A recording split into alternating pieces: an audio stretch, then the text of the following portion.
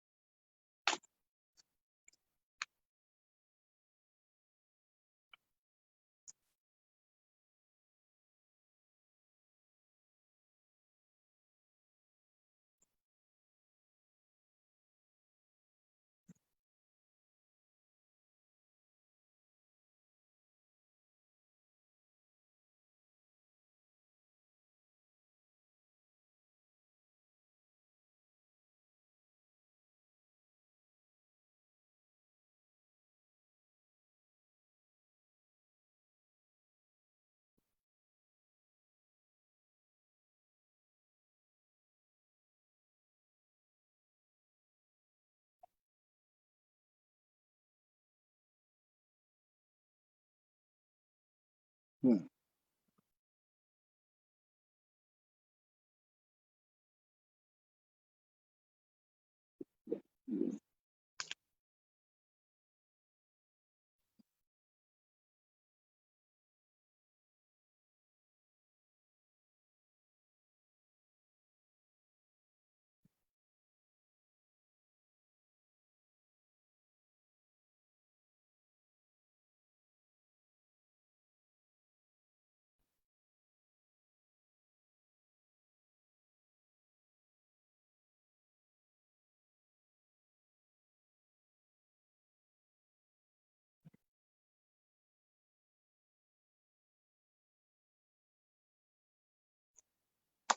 Hey everyone, welcome to episode 5 of hashtag Dad Life Dad Chat. I'm your host, Luther D. Isler, artistically known as the artist Anubis, and going to have a really dope episode for you guys today. Um, so yeah, as you already know, we're going to be joined by this New York State Senator Brian Benjamin and Nate Watson of DadSwagg official. So it's gonna be really good talk. Of course, we always start with talking with my girls. But before we get to that, I always like to open up with one of my pieces from the book. So many of you, if you've been watching this, it's first time watching this, for the last 10 years, I've done these posts just chronicling the different experiences I've had with my daughters and under the hashtag dad life. And from that is a book, which I'm still, working on. I have some meetings with different publishers, but that kind of inspired of just conversations I've had with other dads and said, you know what, let's have these conversations out loud in public. And it's been a pretty great experience so far. I had a really lot of dope guests. So I always open up with one of the pieces from the book. And since yesterday was the 4th of July, I think this is probably the most appropriate piece to read. Now, it's not a 4th of July piece, but I think it's still appropriate. So all of the pieces in the book are inspired by an actual situation, a thought that happened. So the thought here was, I thought I could play Disney Junior all day on Thanksgiving, but my daughters are now playing Pocahontas. I had to change the channel. Can't let my children watch certain things. I'd have to do too much unteaching and reteaching. And the piece inspired by that was this. Of the 4th of July, Frederick Douglass said, "What to the American slave is your 4th of July?" I answer, a day that reveals to him more than other days in the year the gross injustice and cruelty to which he is the constant victim. To him, your celebration is a sham. Likewise, of Thanksgiving, I say, what to the Native American is your Thanksgiving? I answer, a day that reminds him more than other days that to the land he once freely roamed as his home, he is little more than a fetishized endangered species without protections given a wildebeest, a lauded mythology spoken of in past tense despite his presence. What to Pocahontas is your Pocahontas? I answer, little more than the bastardized name of Powhatan Princess Amunit. What to Pocahontas is your Pocahontas? I answer, an Englishman's romanticized pedophilic wet dream of her daughter named after her, the worst nightmare she ever dreamed as she died birthing her. The dream of a man who put a gun to her chief's head as he demanded corn, her daughter who would sacrifice herself for her people and be repeatedly raped by her kidnappers after they killed her husband. Englishmen John Smith stole corn with a gun to their heads. I have yet to comprehend how we associate this with the breaking of cornbread, the breaking of bread, the celebration of Pequot Nation's annual Green Corn Festival, marauded by English and Dutch mercenaries so colonists could feast in Thanksgiving for the 700 innocent men and women and children they murdered. I suppose the celebratory novelization of the rape of a Powhatan woman is subject to the fictionalization of a murder of the Pequot people. So if Thanksgiving, I say to America today, what better way to celebrate Thanksgiving than to watch Pocahontas with my children? No blood will be on their hands. So we turn off the TV and put our hands together as we pray in thanks. Amen. Now pass the corn. So that was just something light to start with. As we prepare to chat with my precious and precocious princesses, Lexi and Lynn.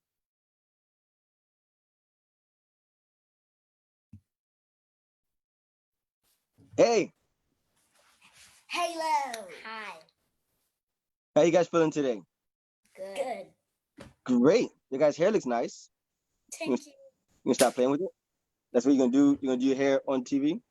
No. Are you guys kicking the thing again? You guys do this every show. You always kick it. That's her. Okay. You don't have to She paddle. said my hair looks poofy, not curly. No, it does not. The texture I love it. makes it not look. You could just see. Well, you guys did a good job. I'm glad I could help a little bit.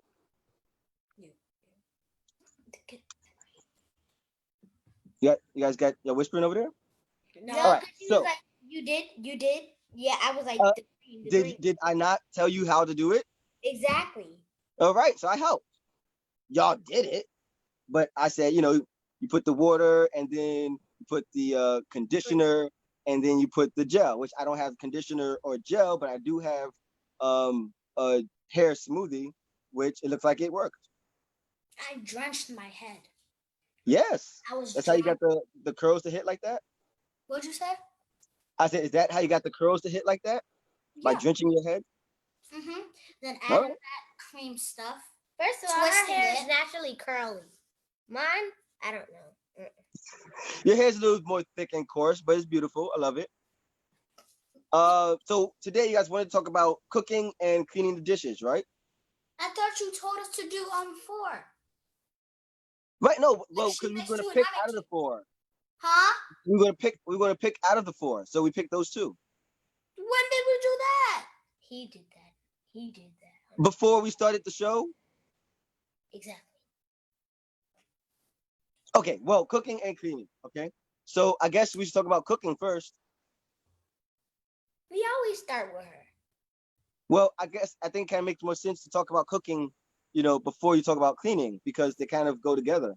But you cook before you eat. But you have to clean before you cook. Touche. Okay, so you want to go first, talking about cleaning dishes? Sure. Yeah, go. All right, go ahead. What is on your mind? Your hair. One thing is your parents might make you do them all the time. Okay. They're dirty all the time.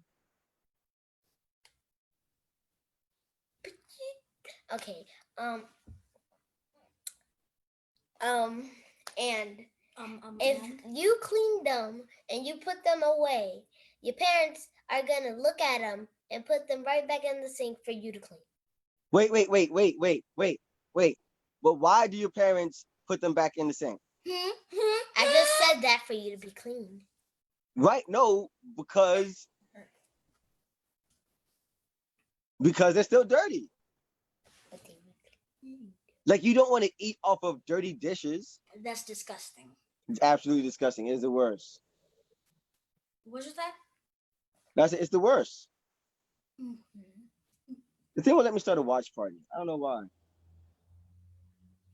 Where are you putting this thingy on again? It's on Facebook. We're on Facebook Live. We do this. This is the 5th week we're doing this. And YouTube.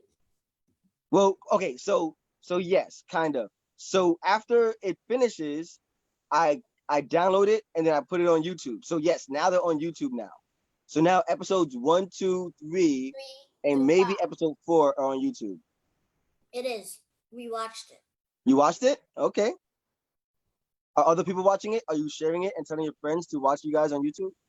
No. Do you want to do that? Yes. We can't do that. I can. Well, not laptop. until tomorrow. You know, I feel like you want to say something then. No, I don't. Nope. She want to say All right. All right. So washing dishes. Do you guys like washing dishes? Do you have a problem washing dishes? No, Are you? Well, I don't like washing dishes all the time, but sometimes they're fun. What's fun about washing dishes? When your parent tells you to do something, you don't have to do it because you're washing the dishes. Like one time, my mom wanted to do my hair, and every time she does my hair, it hurts. So I was washing the dishes when she called me. I was like, I'm washing the dishes, and she started her hair. I guess that worked. Did she do your hair later? Yeah, but she didn't do my hair right away. Do it first because just do it. That's what I do. I mean, it looks like it because you ended up getting your hair done either way, right? Yeah, but I didn't really care. Well, so the whole point. I was doing the dishes. Daddy told me to do the dishes, and then Mommy was about to do my hair. Well, Lexi, what about how you feel about dishes? Do you like? Is there a different chore you rather do than dishes? I would rather take out the garbage. Take out the garbage. I would rather clean my room or put the months and the dates on the calendar. Facts. Is putting the months and the days on the calendar really a chore? No. Yes, if you have to do it, yeah. No, I guess. Okay. Why would you rather take out the garbage? I have to put clothes on. I would rather take out the garbage because, I don't like when my hands get wet, and then people add more dishes for me to do, and then my hair just keeps getting wet, and I don't like when my hands get wet. Hold on. Yeah. She said, if you need to do something, it's a chore. Everybody needs to put clothes on when they do something. It's not a chore, but you need to do it. All right. You guys do the dishes together sometimes, right? Yes. When there's a lot of dishes, we have to split them. All right. You guys do it. All right. So we have to guys, your speaker is not connected. My speaker keeps thinking I'm talking to it. I'm not. Yeah. But yeah. So do you guys actually do them at the same time, or you just split them and then one does some and then the other one does some? Yes, sir. Yes, one does some and the other does some. But it's because if we wash it together, we wash it at the same time and we have to rinse it at the same time, we will fight over the water and we don't want to do that. So. Now you do not want to do that. Now, you washing. So do you usually wash dishes before you eat or after you eat? Because I know we had this discussion just now. You have to wash dishes before you cook, so that's why you want to talk about dishes first. But both. Okay. So you clean it before you eat, Then you clean, then you eat, then you wash it again. Yeah, but what I mean is, what? Okay, I guess you gotta answer that question. You know, so you guys, if you wash the dishes after you ate the last time, there shouldn't be dishes to wash before you cook. It's like if there's dishes in there before you cook, then it means you didn't wash the dishes before. Like sometimes you guys eat breakfast dishes and you leave them in there, and then when I come to cook dinner, the dish is still in there. So I guess it's kind of, you're really just washing after breakfast dishes. Sir. What? Eats breakfast dishes. Huh? You said when you eat breakfast dishes. Who eats that? We're human. You know what I mean. All right. Is there a better time to wash the dishes, before cooking or after? Does it make a difference? No. No. But you should mostly do it after. Mostly do it before, because then you don't have any dishes to eat with. You do it after, so you have your meal, and then when you have a second meal, you don't have to clean it before. I mean, you don't have to clean it before you eat. You just said that. Okay, so we say both. Okay. All right. Apparently. All right. Well, let's talk about cooking now. Lexi, you want to talk about cooking? You want to be a chef, right? That's one of the things you want to do. I love cooking. When I grow up, I want to be a chef. But also, when Daddy came to our house, we were like eating burgers, I was asleep. rice, and vegetables, and I helped make the rice. You did, and I was Lynn asleep. liked it. And so, like, we boiled water, put the rice in there, used Alfredo sauce, some seasoning, and then whacked up that baby. Yeah. What was it? It was yellow rice. Yeah, it came out really good. Adding the Alfredo sauce, I think that was something that I just came up with. So I'm glad it really worked out. What seasoning did we use? Adding Alfredo sauce to rice, that's like weird. But after I tasted it, I'm like, this is really delicious. Well, I get that from my dad. So what he used to do is just look to see what's in the refrigerator and then just mix stuff up, kind of. I don't do that as much, but sometimes I do it. Ew. What do you mean, ew? You tried the Alfredo in the rice and you liked it. Huh? Just mix anything that's in the refrigerator up? No, not just anything, but like you look at what you have. The same way we had the rice and I had the Alfredo sauce, and you didn't think to mix those two together, but I did, and it came out good. People like me and my dad. You literally said it came out good. All right, whatever. What seasoning did we use? Huh? You said we added seasoning. What seasoning did we use? Papa? Probably. I mean, if you don't remember, that's fine. I don't remember. Salt? You know, if I had my seasonings, Lynn, you know what seasonings I would use, right? Yes. What are my seasonings? What are my favorite seasonings? He gets it from a song. So the song, it goes like parsley, thyme. Well, I don't know it in order, but it has parsley, thyme, basil. No, basil's not in the song. Oh yeah, not basil. It's parsley, thyme, rosemary. Hey, No more. Alexis. Alexis is a seasoning. Really? I think Alexis is a little spicy. And Ashlyn is a little sweet. But yeah, it's parsley, sage, rosemary, and thyme. It's from the song. So for those who are watching, when I was in college, in film school, I watched The Graduate. And then the soundtrack is pretty much Simon and Garfunkel. And there's one song, Scarborough Fair. It goes parsley, sage, rosemary, and thyme. And since I really like Italian food, when I started cooking Italian food, I decided to start using those seasonings every time I make Italian food. Why you guys muted?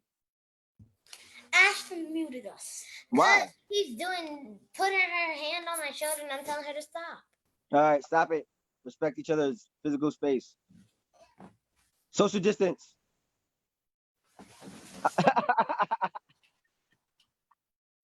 I'm joking. Come back now. Okay. All right. So yeah. So what did we make? What else you want to cook, Lynn? Let me, Lexi. So, not only cooking, like when I grow up, I would definitely want to be a chef, but like I also like my teacher, her family works in a bakery, and like when we deserve like when we're being really good, the next day she would like bring like some what's it called, those cake pops, some like Cake pops.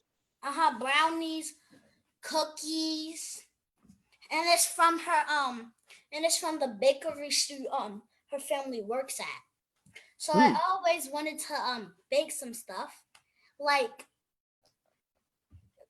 for Push, our dance company, we had like this bake sale thing, right? Yeah, you guys made cupcakes, right? Mm-hmm. That's what we always have been doing. But I've been thinking, I want to switch it up a little. So I was She thinking, said she wants to switch it up a little. So I was thinking like some cookies, but like shape them out like PUSH and like kind of stick them together, but not too much, and like make the glaze or like the frosting orange. Do any of your does anyone Lynn, your godfather bakes, right? He makes mousse. Yeah, so Lexi, you should ask your godfather to My godfather. yes, Lexi, you should ask Lynn's godfather to maybe give you some baking tips. How that sound? Good. Good? And we're already in the process of doing stuff. We're Okay, making like that what? dress. You can fit that in there. You making a dress? Yeah, with Carlton. So it's like say yes to the dress? But we make it. Like he has us bring the dresses from our house to his house. We have paper, we have to draw it out, and then he would say like, how long do you want your dress? And I want it all the way to my feet. And I had a dress like that. I'm making a sweater dress. A sweater I love dress. sweater dresses. I don't really like dress. I love sweaters. Don't really like dresses. So combine them together. Sweater dress. And I have one at my house. Okay. I have a lot at my house. That's where they would belong if they're yours, I guess. So anything else about cooking, guys, and cleaning? No, sir. Cool. So you got it's cool. You guys okay with cleaning? It's a fair deal though. If I'm cooking, it's good for you guys to clean. That sounds fair to you guys, right? Yeah. All right. Lynn, you was a little funny the other day. You're like, why we always doing the dishes? We don't live here. And I said, you alive and you here? You cleaning the dishes? And you eat here. And I was like, we don't live here, and you never do the dishes. Cause I never see you do the dishes. You always see me cooking though. Oh. But you don't clean the dishes. Listen, Oh. if you weren't here, I wouldn't be cooking that many dishes. Oh. So it's a good trade. All right. So when you guys cook, I'll clean the dishes, okay? Oh. Deal? Yeah. Yeah. Okay, good. All right. I'm gonna talk to you guys later. I'm gonna pull up our other guests, okay? Oh. Okay. All right, later, babes.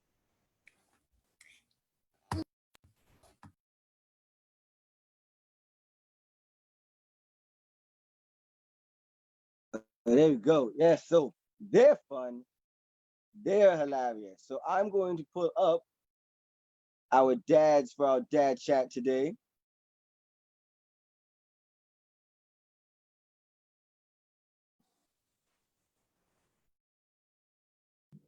Let me see. We'll get Nate in here. All right, Nate, if you can hear me, you gotta there we go. Nate, Brian, how you guys doing? All right, how are you? Good. I'm exhausted. You see what I deal with? Sorry, your Yeah. speaker is not I do see. All the time. All That's the what I time. have to look forward to. So taking notes. Yes. But the good thing is, they're right. I haven't touched a single dish, but I've been cooking more than I normally do. So Right. it's a trade-off. Nate, you have 4 kids. I'm sure you get to spread out some of the chores. Yeah. 5-year-old does his best, but the older 2, or the older 3 rather, they get everything done pretty much. Man, I have not.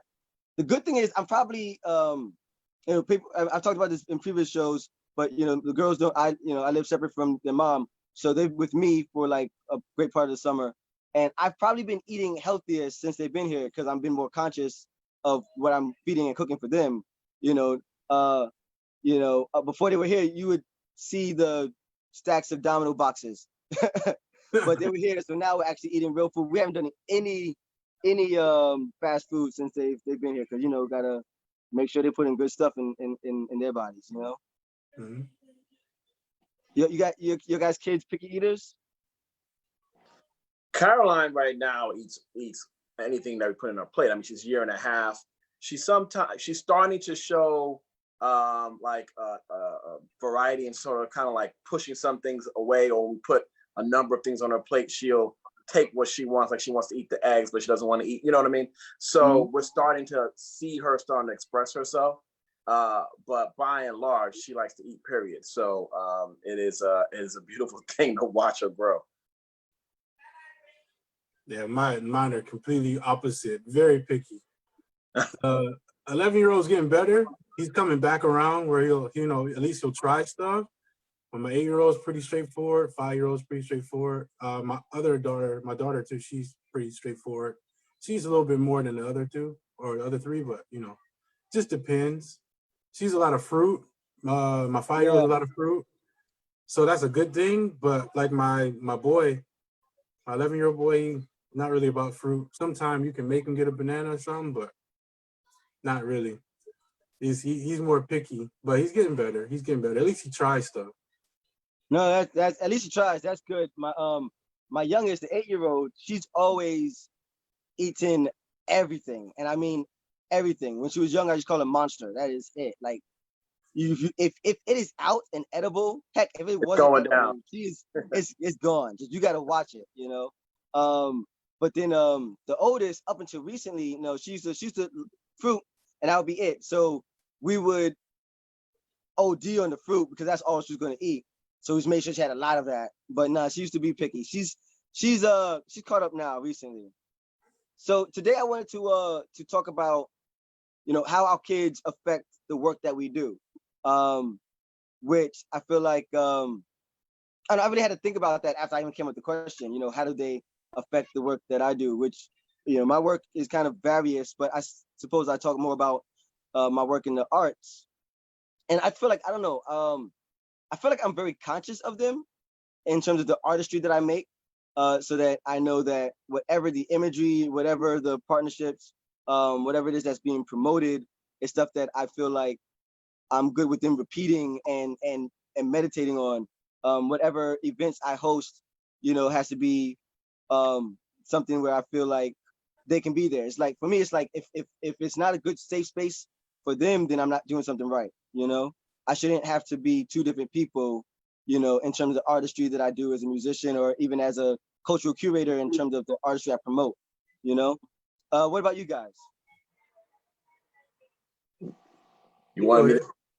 So, I mean, one of the things that I never imagined, like when we had Caroline, Kat and I never imagined that it would just completely reorient how I thought about so many things. Because all of a sudden, I got elected a couple years, Luther. You remember when we won the race in 2017, and I had my thoughts of what kind of senator I wanted to be and the issues, but top of the list wasn't childcare. Top of the list, education was there, but not in the same way it is now. Right now, I'm looking at my 1.5-year-old. I'm saying, okay, well, where's she going to go to school? What is going on with our schools? I'm like thinking very granularly about how we are educating our kids. What does that look like? You know, right now we're having this big conversation around the police and police accountability and budgets. I don't want my daughter to grow up in a world where she and her peers are as terrified of police encounters as we did growing up, right? And so my daughter's just a constant reminding me of like, okay, what I do every day is going to impact the culture and the world that she sees. You know, one of the things I've been very concerned about is the curriculum in our schools. We don't learn anything about Black lives in our schools. And then people want to say Black Lives Matter. Well, wait a second. We need to make sure that when we're teaching our kids in school at young ages, that we're teaching them about Black lives then too. It's not just about what Martin Luther King Jr. did. It's about what a lot of people did. And we got to talk very honestly and openly about our history for real, right? Can't cherry pick to make some certain people feel good. And so I want her to be in a world where she loves herself, you know, she grows in her fullness. And I want to, and you know, when I just think about what am I doing to make sure that can happen for her and every other Black girl. Look, you know, young Black girls have to love themselves, because if they don't love themselves, our culture is done. The Black family is destroyed. It's a wrap, right? And so, you know, what are the decisions we're making? I know we all have girls to some degree. You know, how are we showing them what a Black man is, how a Black man is supposed to treat a Black woman? That stuff is essential to the future of the Black family. So for me, that's how I think about it. Nate? Yeah, just to go on top of that, as a teacher, because I teach, and then I do DadSwagg, I think both things that I do always remind me of the kids, because I teach high school. So the kids that I have are going to go into society. So those kids got to see what it looks like for a Black man too, a working, honest Black man, not even just for the Black kids, but for all the kids that are there. You know, they have to see what it looks like. And I have to show them too, like, hey, I'm a father, you know, I have my own kids and this is what I do.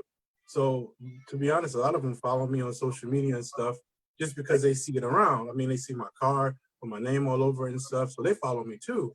So I know they watch me on a daily.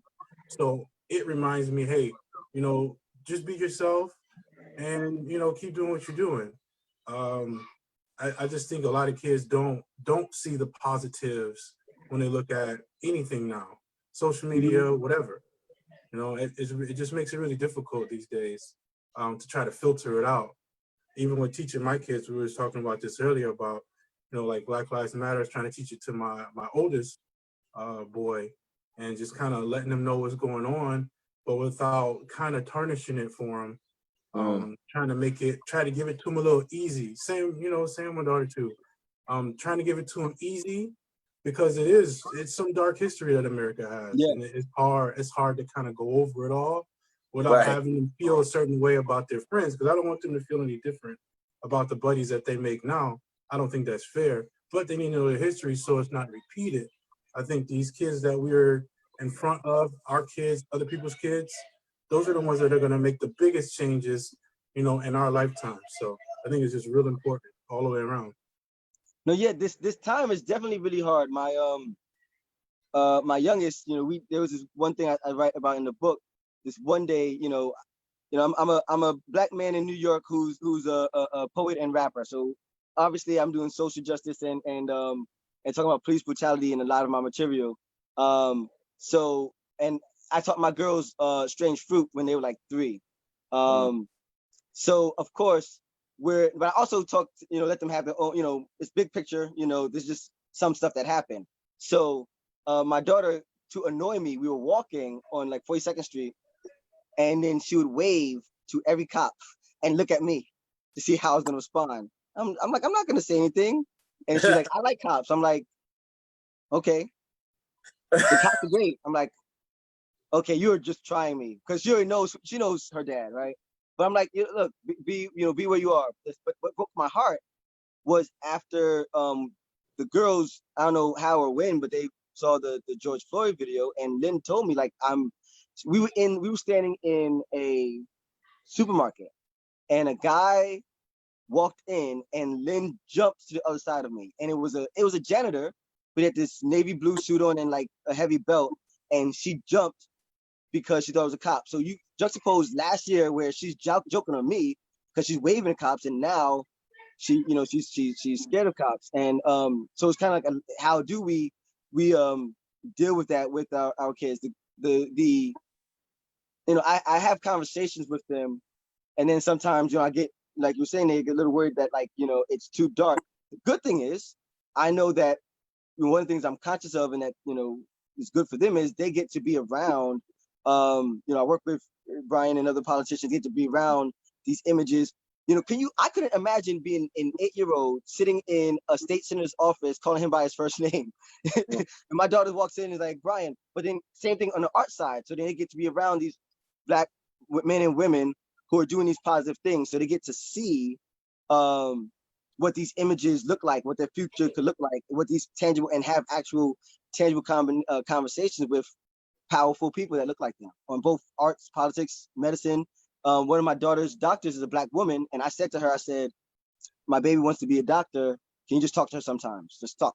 And she has access. And I think that's one of the things that's important is, there's a lot of dark stuff in the world, but being able to expose them to good stuff and good images and stuff to look forward to and aspire to is important.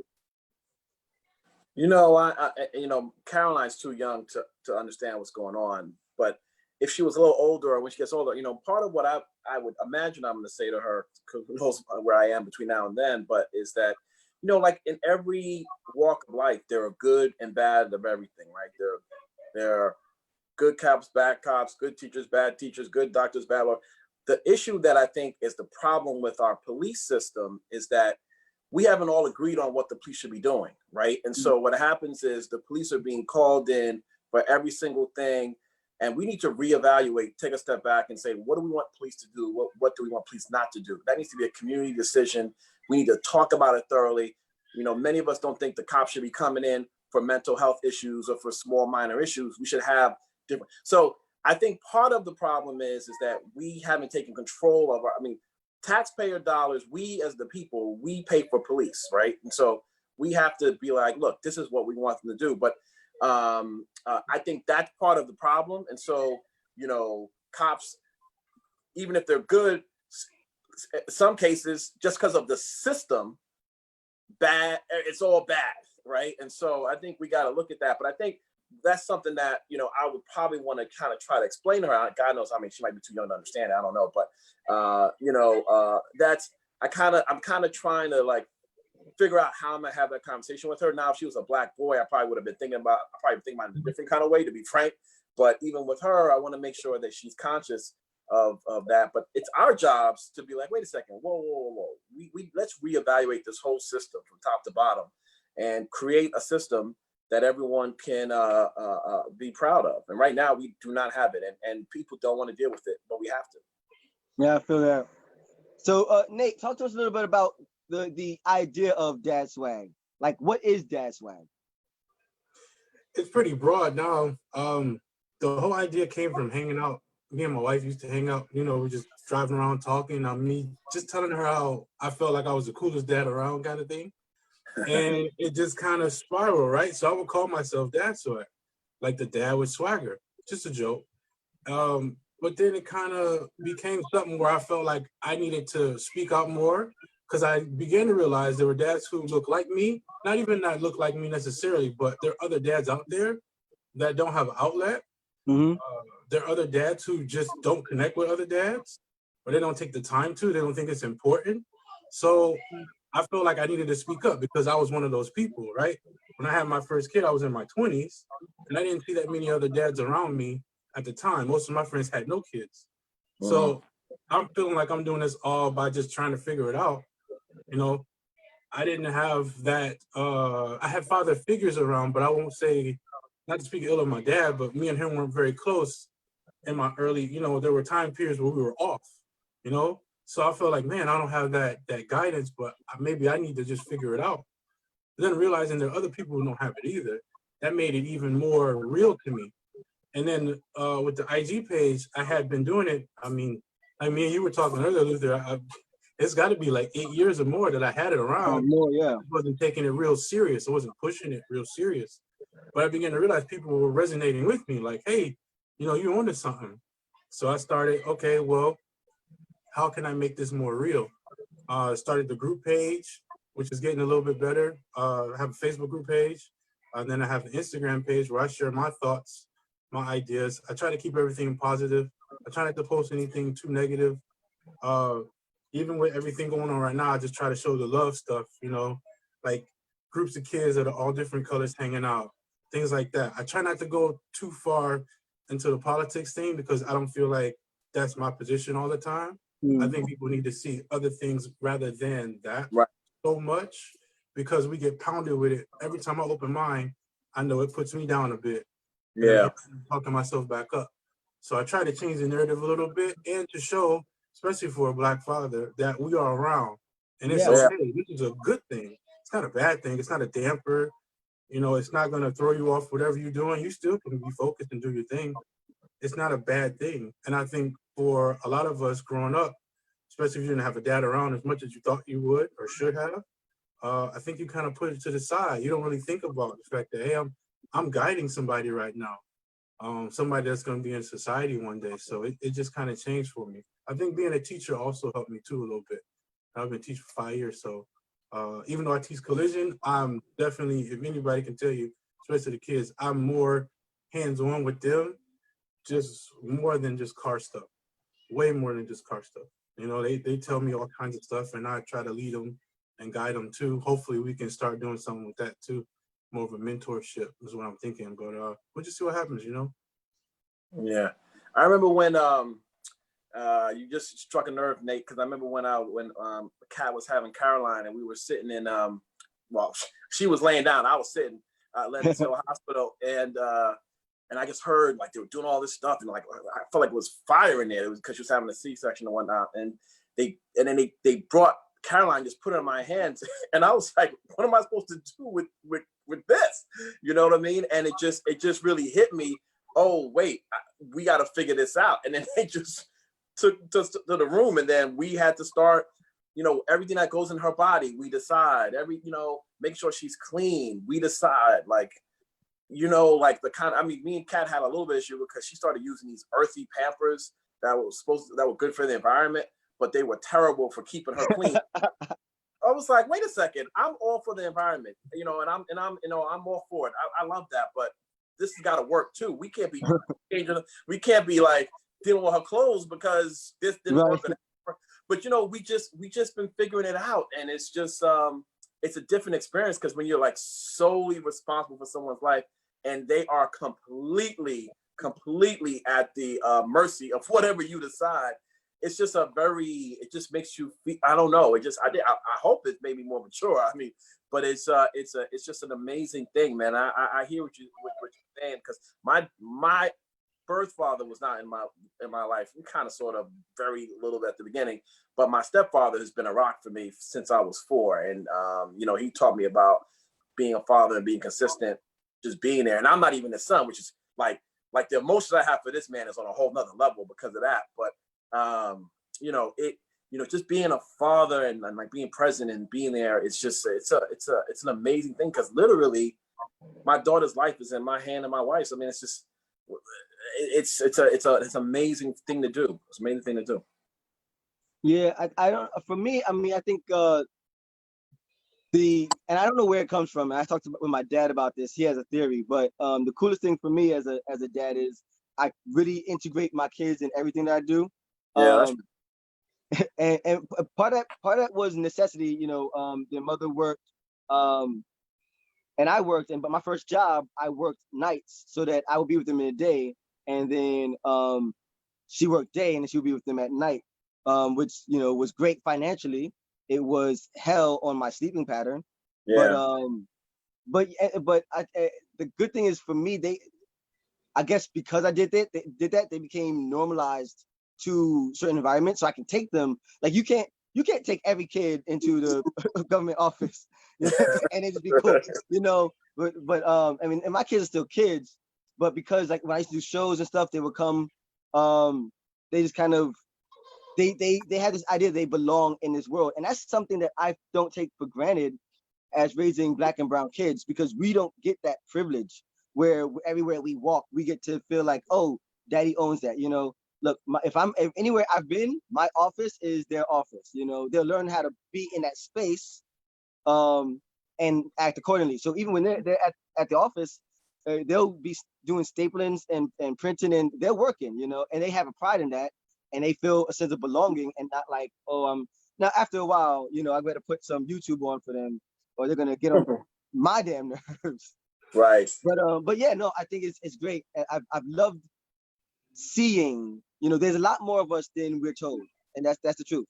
The truth, there's a lot more of us. There's a narrative that we're not present that is not as true as they have us believe. We may not live in the home, but there's studies that show that Black fathers are very active with their kids. You know, we might not be married to the mom, we might not live in the same house, but you know, every time I go pick up my kids from school, I see the same dads. I see them all the time. Like, hey, it's good. We don't really talk to each other, but I see you, you see me, I see you see me, and we're not alone.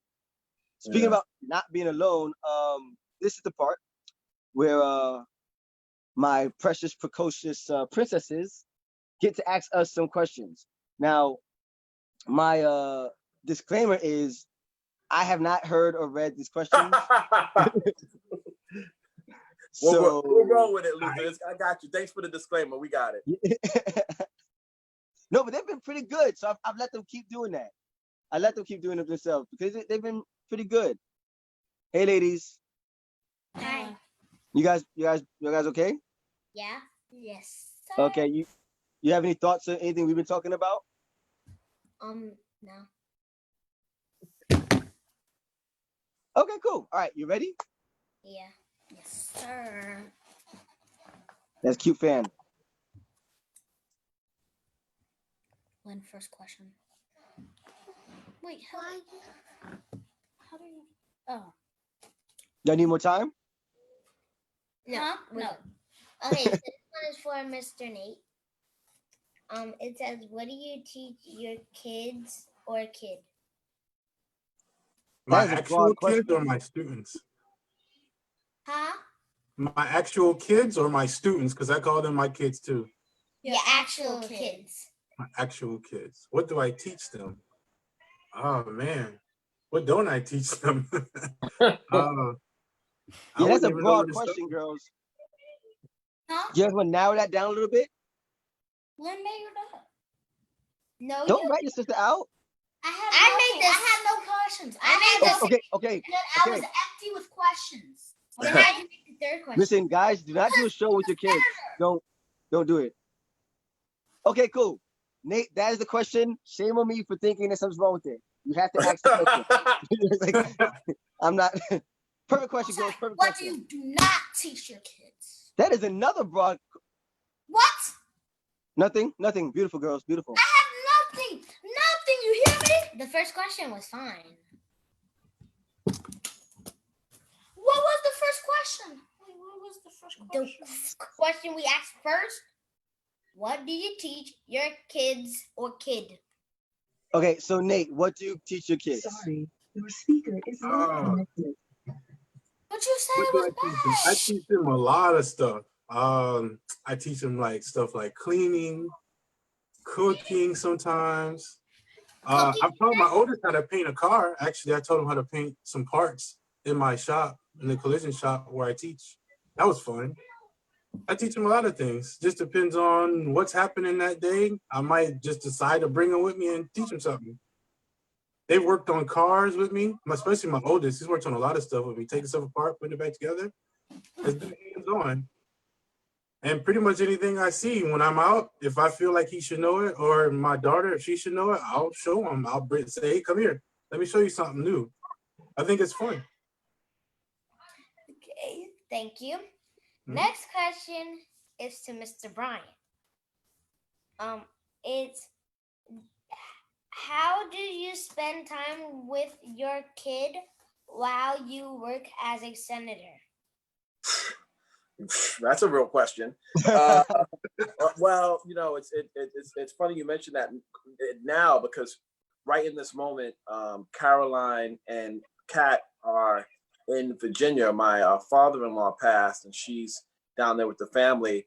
And I was down there for the funeral, but you know, a lot of what I have to do for up here. So right now, what we're doing is we do a lot of FaceTime, and we get up in the morning and we go on FaceTime, and I sing to Caroline, and we talk, and she ignores me half the time because she's trying to use the phone not to see me, but to try to get to her Elmo videos.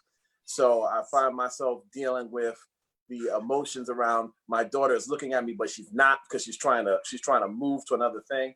But we try to make sure that we're talking as much as we can and video chatting as much as we can while we're here right now. But normally I always wake up when Caroline wakes up. I'm the one who goes to get her out of the crib. I change her diaper, and I do all that stuff, and then I bring her into the bedroom with me and Kat, and she spends time with us. So I spend as much time as I can, particularly since we hit this COVID environment where we're just there together, and that's what I do. And sometimes I'm on the phone, she's listening. Well, I hope she's listening, but you know, she's just present in what I'm doing when we're together. But right now we're not, because of the family issue, and we got COVID and stuff like that. Okay, thank you. You're welcome. Last question is to you again, Mr. Brian. Sure. Wait, hold on. There's no question for me this time? No. Oh. Do you teach your kid about what you do for your community? For what you do for your community.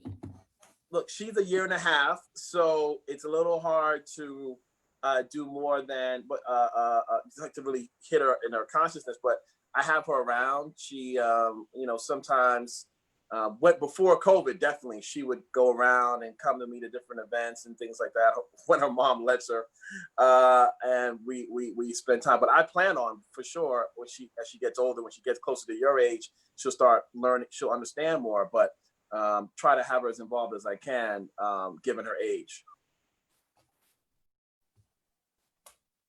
Thank you. Why don't I have a question this time? It was all her. I wanted to make you a question, but she said no. All right, my showrunners, ladies and gentlemen. They're in charge. You guys are bosses. But no, really, guys, those were great questions. As always, those are brilliant. Thank you very much. I didn't like the first one. I didn't say I didn't like the first one. I did not say that. What I said was, could it be more specific? Because Nate was confused. It was Nate's fault. Nate was confused. I was trying to help Nate. You can blame me, girl. It's fine. It's all Nate's fault. I loved it. Okay. Hashtag girl dad. Thank you, girls. You did very good. Can I get a smile? Smile. Len, Lexi. Ayo, stop touching me. Okay, all right. So I'm gonna wrap up the show because I gotta go deal with some angry little people. Hold on. Press the thing. But seriously though, thank you all very much for joining me for today. I do this every week, and every week has been really great.